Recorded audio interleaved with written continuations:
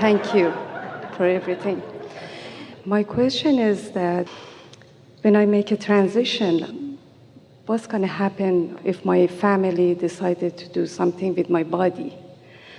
What do you suggest? What's going to happen? You mean how will you feel about it?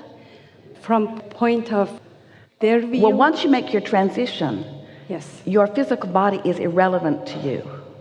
Okay. Irrelevant to you. So it doesn't matter if they bury it? In the same way that the past can be. The past is irrelevant because the past has created the now and the future. And so nothing in the past is really relevant to now because it's created a vibrational reality that you are moving into and toward. And so when you say what's going to happen, attention wise, you will withdraw your attention from it completely. Completely. So does it matter? Matters not at all. Matters not at all. You will always feel appreciation for your point of focus, but your point of focus, once you are no longer in your body, will not feel anything about your body. Once you reemerge into non-physical, you still are interested in others who are here, but you are interested in their consciousness, really, not their physical apparatus. You're interested in their thoughts, in their mind, in their energy, in their ability to meld with you, you see. These physical bodies are magnificent focal points, and we in no way want to diminish the wonderfulness of them. And what they represent to you as non-physical consciousness is interpretation of vibration. That's what your physical bodies mean to you as non-physical consciousness. Eyes that translate vibration make that vibration more poignantly delicious from a non-physical point of view. One day, after Jerry made his transition, Esther was on the golf cart on the property in Texas, and her grandchildren and her daughter were with her, the four of them, and they were playing a game where they were going as far to one end of the property as they could to the other. In other words, they were just zigzagging. Let's go to the barn, let's go to the hangar, let's go to the garage mahal.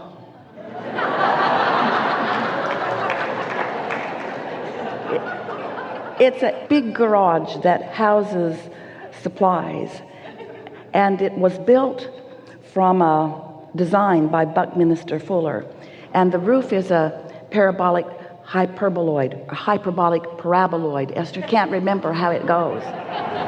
It twists and turns, and the contractor had never built one before, so they practiced one on the storage barn, and Esther named it the garage mahal. And now they're going to the tree house, and now they're going to Esther's house, and they're all over this 40 acres on the golf cart. And everywhere they would go, the roadrunner would be there. The roadrunner, the resident roadrunner, would be there waiting for them. Esther said, sort of like Bugs Bunny, waiting for them. So now you're here, now you've come. And Luke, who was 5 years old at the time, said, you know, Grandma, I think Jerry's using that roadrunner's eyes to watch us. And it was exactly right. Knowing where they were going, anticipating their coming, getting over there fast. Roadrunners are fast. They don't say beep beep though.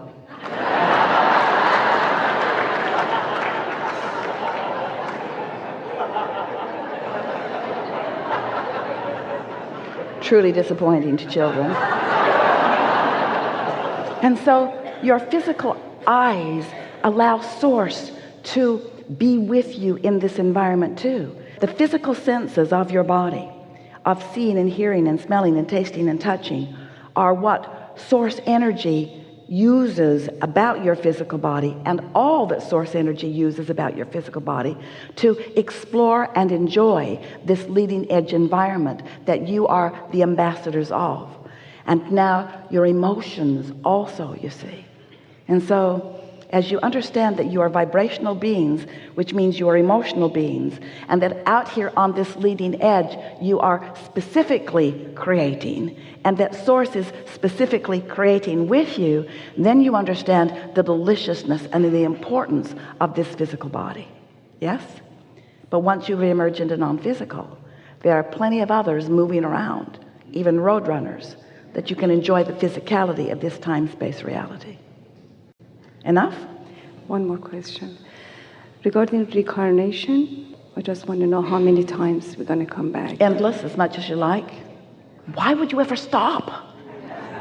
Why would you ever stop? And it's important to understand that non-physical does not need a physical body in order to experience physicality as we just described. And so it's whatever you want. It's whatever you want. This leading edge time-space reality is intoxicatingly calling you. You want to come and devour the deliciousness of this.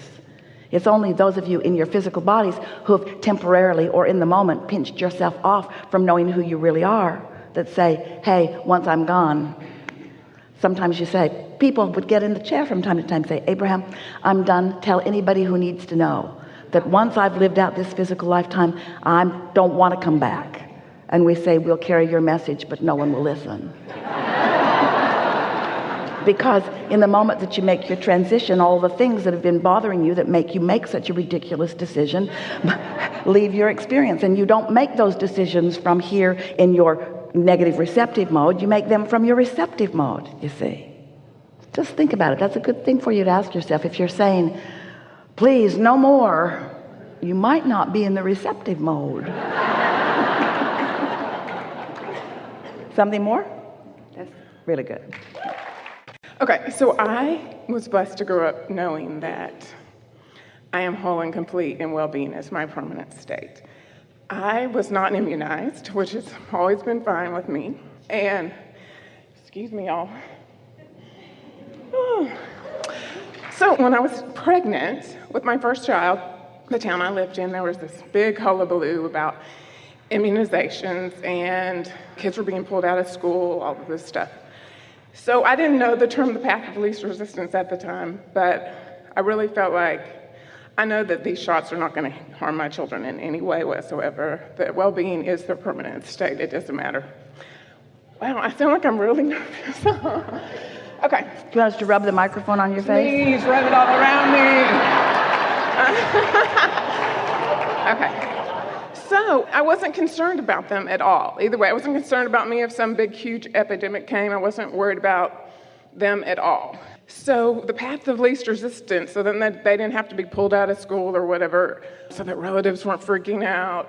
So I went ahead and just got them immunized. So that was the reason why I didn't do it. And I feel fine about me, them. But then a couple of months ago, I heard you say something to someone like, if I was in y'all's physical state, I would get the kids immunized, which I was really surprised about. We are talking to an individual who was in a situation as you were describing. And we are always, whenever we answer any question, we are speaking to the individual who has asked the question and taking into consideration what their path of resistance or lesser resistance is.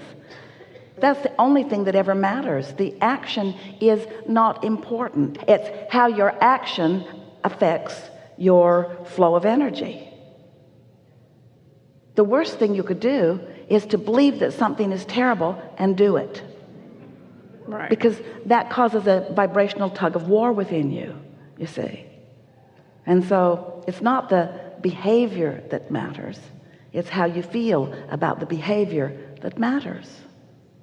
And so everything that you said leading up to that part of the question, you were in alignment, in alignment, in alignment. In other words, you talked about it as if you had brought yourself to the place of realizing that it was no big deal.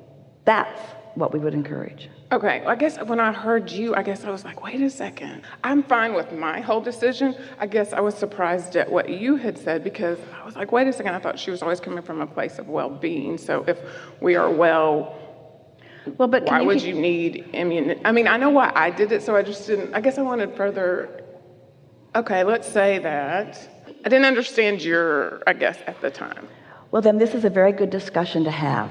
So let's start with the true basis of this conversation. Humans who are so often not connected to their broader knowing spend most of their time talking to each other from a receptive mode that is less than connected from source energy. Can we just start there? So humans, for the most part, you are certainly a body of exception for the most part, are wanting to find right and wrong action from results that they are seeing. So they are taking polls and statistics and trying to guide their behavior from past experience. Now, scientists would say, well, that seems like a pretty valid way to move forward, as they watch behavior and they watch results, and then they duplicate and replicate results and get similar responses. Then so many people are not inspired in their behavior. They're sort of motivated by the action that they witness. But the results of that are that most humans spend an inordinate amount of time bickering with each other about right and wrong action, even about what results are coming from what. And so we are standing back and watching the results that so many are getting from their action-based philosophies, noticing that it's their vibrational countenance that's making the difference anyway, not the actual behavioral aspect that they are applying. And so in all of the words that we are speaking to all of you, we're talking about getting into that vibrational place where you have the wisdom of your broader perspective and then making your decisions. And that does not mean that somebody in perfect alignment with well-being wouldn't find that still to be a path of least resistance. What we want you to help us say in a clearer way than we've ever said it before is that we are never ever guiding any of you toward or away from any behavior or action, ever. Because each of you are individually in your place of believing whatever it is that you are believing, and your beliefs have brought you to a place of asking for yet more. And we know that your life, your perfect life in this perfect environment of perfect contrast, will lead you to perfect asking, and that in the state of allowing, you will discover your happily ever after. So what we're saying is, you can live happily ever after doing that thing that you're talking about, or you could live happily ever after not doing that thing that you're talking about. But you cannot live happily ever after believing that you should do that thing and not doing it, or believing that you should not do that thing and doing it. Is that clear? And so then you come together with others, even those that are up close to you, like your own children or your partners, your spouses, your good friends, and you still tend to want agreement from them about what you're doing and about what they're doing. And we want you to just stay out of everybody's business and let everybody establish their own personal and perfect relationship between their beliefs and their desires, because that's where the action is all the time. You have beliefs that serve you. You have some beliefs that aren't serving you. But this is a statement that we want you always to remember. The beliefs that you currently hold will not serve you for very long, because they are old news. You have to keep honing and finding the beliefs that are most conducive to your joyous motion forward. Adaptation is the word Esther is finding for what we mean. Evolution, expansion, changing constantly, morphing into new, you see.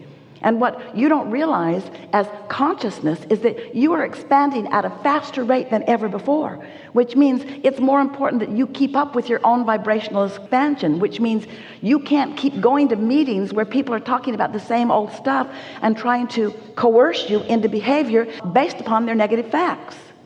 That's why you hear us say what we say. And so every now and again, someone will be very stubborn, and they will sit in the hot seat or somewhere, and they will demand of us, Abraham, if you were standing in my physical shoes right now, what would you do?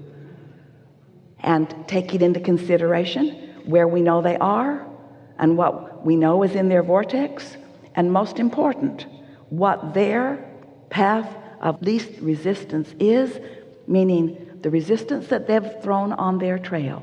We are guiding them around the resistance that they've thrown on their trail.